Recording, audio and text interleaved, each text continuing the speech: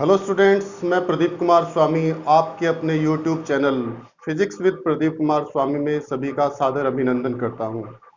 Students, कल तक हमने पढ़ा था विभव और विभवांतर क्या चीज है, यानी कि इलेक्ट्रिक पोटेंशियल और पोटेंशियल डिफरेंस किसे कहते हैं। आज हम उससे आगे शुरू करते हैं स्टूडेंट्स, और आज का जो अपना टॉपिक है वो है किसी बिंदु आवेश के कारण, किसी बिंदु आवेश के कारण विद्युत विभव।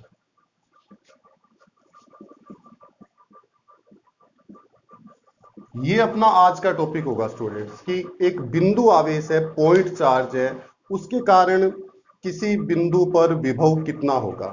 स्टूडेंट्स, हमने जब विभव पढ़ा तो एक बात हम समझ चुके हैं कि विभव किसे कहते हैं, कि इकाई आवेश है और उस इकाई आवेश को अनंत से विद्युत क्षेत्र में लाना है। इकाई आवेश को अनंत से विद्युत क्षेत्र में लाने पर जितना कार्य किया जाएगा उसी कार्य को हम कहते हैं विद्युत विभव। तो स्टूडेंट, हमने एक क्यू आवेश लिया और इस क्यू आवेश से स्मॉल आर दूरी पर यह पॉइंट P है। इस P पर हमें विभव ज्ञात करना है। ये एक क्यू आवेश का इलेक्ट्रिक फील्ड है स्टूडेंट। इस पॉइंट P पर विद्युत क्षेत्र हम कैसे ज्ञात करेंगे कि अनंत से इकाई आवेश यानी 1 कूलाम आवेश को अनंत से हम P पर लाएंगे और इस दौरान जो कार्य किया जाएगा उसी को हम कहेंगे इस पॉइंट P पर विभव, और इस Q के कारण विभव होगा वो। तो हम 1 कूलाम आवेश को अनंत से, इसको मैंने अनंत कहा स्टूडेंट, अनंत से मैं P तक लाऊंगा, इस पथ से लाऊंगा मैं। तो 1 कूलाम आवेश की जगह मैं अभी एक क्यू नोट आवेश ले लेता हूं स्टूडेंट अपनी सुविधा के लिए, और क्यू नोट की जब वैल्यू 1 कूलाम हो जाएगी तो यहां से यहां तक का जो कार्य है उसे हम कहेंगे P पर विभव। हम क्यू नोट को यहां से ला रहे हैं, हम इसको इस पॉइंट A पर ले आए और Q से जो A की दूरी है वो मैंने नाम दे दिया इसको X, कि ये X है। ओके स्टूडेंट, तो जब ये Q नोट आवेश यहां पॉइंट A पर आ जाएगा तो ये Q जो है उस पर एक फोर्स लगाएगा, और कूलाम के नियम के अनुसार Q नोट की जब स्थिति यहां है तो Q के द्वारा Q नोट पर लगाया गया फोर्स F कितना होगा student, K Q naught upon X के। ये लीजिए स्टूडेंट, अब मैं इसको A से B तक dx विस्थापित करता हूं स्टूडेंट। तो A से B तक जब dx विस्थापित करूंगा तो विस्थापन की जो डायरेक्शन है वो ये होगी स्टूडेंट, जबकि इस पर फोर्स की डायरेक्शन ये होगी, ये फोर्स की डायरेक्शन होगी और विस्थापन की डायरेक्शन ये होगी। तो dx विस्थापित करने में जो कार्य किया जाएगा उस कार्य को dw नाम दिया स्टूडेंट, और dw की वैल्यू क्या होगी, F डॉट dx। समझिए, कार्य बराबर, कार्य जो है बल और विस्थापन का डॉट प्रोडक्ट होता है स्टूडेंट, तो dw बराबर F डॉट dx। ये केवल A से B तक का कार्य है स्टूडेंट, और इसको हम ऐसे भी लिख सकते हैं dw बराबर F dx cos ऑफ 180, क्योंकि F की डायरेक्शन ये है स्टूडेंट और dx की डायरेक्शन ये है, विस्थापन की दिशा ये है, दोनों अपोजिट डायरेक्शन में, इसका मतलब दोनों के बीच जो एंगल है वो 180 है, और cos ऑफ 180 स्टूडेंट इसकी वैल्यू -1, देन dw कितना आ जाएगा अपने पास, -f dx। ये लीजिए स्टूडेंट, इसको मैंने इक्वेशन 1 नाम दिया। स्टूडेंट, ये जो कार्य है वो A से B तक का कार्य है, पर हमें इनफाइनाइट से यहां तक का यानी अनंत से स्मॉल r तक का कार्य चाहिए। तो हम क्या करेंगे, समीकरण 1 को समाकलित इंटीग्रेट कर देंगे स्टूडेंट। तो समीकरण 1 को इंटीग्रेट करेंगे तो इनफाइनाइट टू स्मॉल r तक का टोटल कार्य आ जाएगा। उस टोटल कार्य को ज्ञात करने के लिए समीकरण 1 को इंटीग्रेट किया तो ये हो गया F dx infinite to small r। ये लीजिए स्टूडेंट, अब F की जो वैल्यू है स्टूडेंट, F की वैल्यू हम पहले निकाल चुके हैं कि जब A पर Q नोट था तो उस पर Q के द्वारा अप्लाई जो फोर्स है वो Q naught upon X square होगा। ये किसके नियम के अकॉर्डिंग है स्टूडेंट? कूलॉम के नियम के अकॉर्डिंग ये हमने फोर्स निकाला है।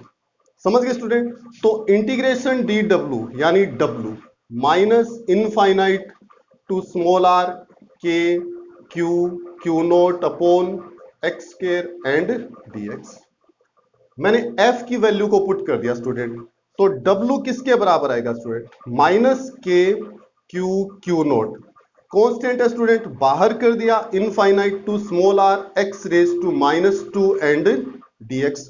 इसको मैं अप साइड में ले गया तो -2, तो W equal to student minus K Q naught, इसको इंटीग्रेट करता हूं स्टूडेंट, तो x -2 + 1 upon -2 + 1 infinite to small r।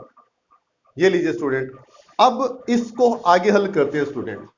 तो अपने पास W कौन सा वर्क है student? Infinite to small r, यहां से यहां तक Q नोट को लाने में किया गया कुल कार्य। W कितना होगा student? Minus K Q naught, इसको लिखा स्टूडेंट मैंने x raise to -1 upon -1 infinite to small r। इस -1 और इस माइनस को मैं कैंसिल कर देता हूं, तो W अपने पास आ जाएगा student K Q naught upon 1 upon x infinite to small r। समझ गया ना स्टूडेंट? इस माइनस को इस माइनस से मैंने कैंसिल कर दिया, x रेज टू -1 था उसको 1 अपॉन x लिख दिया। लिमिट्स खोलता हूं स्टूडेंट इसकी, तो W बराबर के Q note 1 upon r minus 1 upon infinite. 1 upon infinite की वैल्यू स्टूडेंट क्या होगी? 0। 1 अपॉन इनफाइनाइट की जगह मैं लिख सकता हूं 0। तब अपने पास अनंत से P तक का कुल वर्क डन जो है कितना हो जाएगा स्टूडेंट? W इक्वल टू के Q note and 1 upon r। इसको हम ऐसे लिख सकते हैं student, K Q naught upon r। ये लीजिए, ये Q नोट को अनंत से P तक ले जाने में किया गया कुल कार्य आ गया स्टूडेंट। पर विभव की जो डेफिनेशन है वो क्या है स्टूडेंट? कि अगर हम Q नोट की जगह 1 कूलाम इकाई आवेश लेते हैं तो उसको यहां से P तक ले जाने में किया गया कार्य किसके बराबर होता है? विभव के बराबर। तो विभव की जो डेफिनेशन है V विभव बराबर W अपॉन Q नोट। इकाई आवेश को अनंत से विद्युत क्षेत्र में लाने में किया गया कार्य किसके बराबर होता है? विद्युत विभव के। तो V बराबर 1 अपॉन Q नोट इंटू के क्यू नोट अपॉन R। मैंने W की वैल्यू यहां पुट कर दी स्टूडेंट, Q नोट कैंसिल हो जाएगा तो P पर विभव आ गया student K Q upon R। इसको हम ऐसे भी लिख सकते हैं स्टूडेंट कि अगर निर्वात हो तो निर्वात के लिए अगर मैं लिखना चाहूं तो K की जो वैल्यू है 1 upon 4 pi epsilon note Q upon R। ये लीजिए स्टूडेंट, यह आ गया P पर विभव का मान। परंतु ये किसके लिए स्टूडेंट? निर्वात के लिए है। अगर निर्वात या वायु के अलावा कोई अन्य माध्यम हो तो V, और यहां मैं M लिख देता हूं स्टूडेंट, M का मतलब है मीडियम, तो माध्यम है, निर्वात या वायु के अलावा कोई माध्यम है तो इसको हम लिख सकते हैं 1 अपॉन 4 पाई। अब एप्सिलॉन नोट नहीं आएगा स्टूडेंट, केवल एप्सिलॉन आएगा Q अपॉन R, और एप्सिलॉन की वैल्यू हम जानते हैं student, epsilon note epsilon R। तो Vm बराबर 1 upon 4 pi epsilon note epsilon R Q upon R। समझ गए स्टूडेंट? तो Vm बराबर हम लिख सकते हैं V अपॉन एप्सिलॉन R। ये जो V है ये कौन है स्टूडेंट? ये निर्वात में विभव है, निर्वात में Q आवेश से R दूरी पर विभव, यानी माध्यम की उपस्थिति में जो विभव है 1 अपॉन एप्सिलॉन R गुना कम हो जाता है। समझ गए स्टूडेंट? अब हम एक ग्राफ बनाते हैं स्टूडेंट। इस ग्राफ में मैं देखिए इस प्रकार से ग्राफ बना रहे हैं। एक्स एक्सिस पर मैं R को ले रहा हूं, यानी Q आवेश से डिस्टेंस को ले रहा हूं, और वाई एक्सिस पर मैं दो चीजों को एक साथ दर्शाता हूं स्टूडेंट, V या E को। V का मीनिंग है पोटेंशियल विभव और E का मतलब है विद्युत क्षेत्र। देखिए स्टूडेंट, Q आवेश से R दूरी पर विद्युत क्षेत्र कितना होता है, KQ/R²। और इस पॉइंट पर अगर विभव निकालना चाहें तो वो होता है KQ/R। ये विभव था स्टूडेंट, और ये था इलेक्ट्रिक फील्ड। मैं V या E का ग्राफ बनाना चाहता हूं स्मॉल r के साथ, यानी कि Q से R यानी दूरी बढ़ने पर V या E पर क्या प्रभाव पड़ेगा।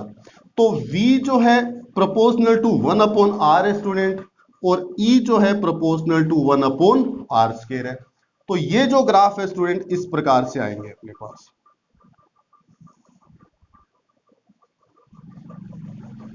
ये लीजिए स्टूडेंट, इस प्रकार से ग्राफ आएंगे। अब ये जो ग्राफ है ये E का ग्राफ है स्टूडेंट, और E प्रोपोर्शनल टू 1/r² है, और ये जो ग्राफ है वो V का है, और V प्रोपोर्शनल टू 1/r है स्टूडेंट। देखिए स्टूडेंट, यहां पर दोनों वक्र एक दूसरे को काट रहे हैं इस पॉइंट पर। ये जो पॉइंट मैंने नाम दिया है M, इस पॉइंट पर दोनों वक्र एक दूसरे को काट रहे हैं। एक दूसरे को काटने का मीनिंग क्या है कि इस पॉइंट M पर V और E जो है वो बराबर होंगे स्टूडेंट। समझ गए स्टूडेंट, V और E बराबर होंगे, और V और E की वैल्यूज हम जानते हैं स्टूडेंट। V की जो वैल्यू है वो है KQ/R, और E की जो वैल्यू है वो है KQ/R²। अब देखिए स्टूडेंट, V और E की वैल्यू कब बराबर होगी, R की कौन सी वैल्यू है जहां पर V और E बराबर होंगे। अगर मैं R की वैल्यू 1 रखता हूं तो V की वैल्यू कितनी आ जाएगी स्टूडेंट, KQ/1। और अगर मैं यहां R की वैल्यू 1 रखता हूं तो ये आ जाएगा KQ/1²। यानी R की जो वैल्यू है वो 1 होने पर V और E बराबर होंगे। तो इस M के जो कोऑर्डिनेट्स है स्टूडेंट, R की वैल्यू तो 1 है, और V और E की जो वैल्यू है वो है KQ। तो M के जो कोऑर्डिनेट्स है वो हो गए 1 एंड KQ। ये लीजिए स्टूडेंट, ये था किसी बिंदु आवेश Q आवेश से R दूरी पर विद्युत विभव, और कितना आया, KQ/R। यानी कि विभव जो है निर्वात की उपस्थिति में अधिक होता है, जबकि माध्यम की उपस्थिति में विभव का मान निर्वात की तुलना में 1/εr गुना कम हो जाता है। आज के लिए इतना ही स्टूडेंट्स, धन्यवाद।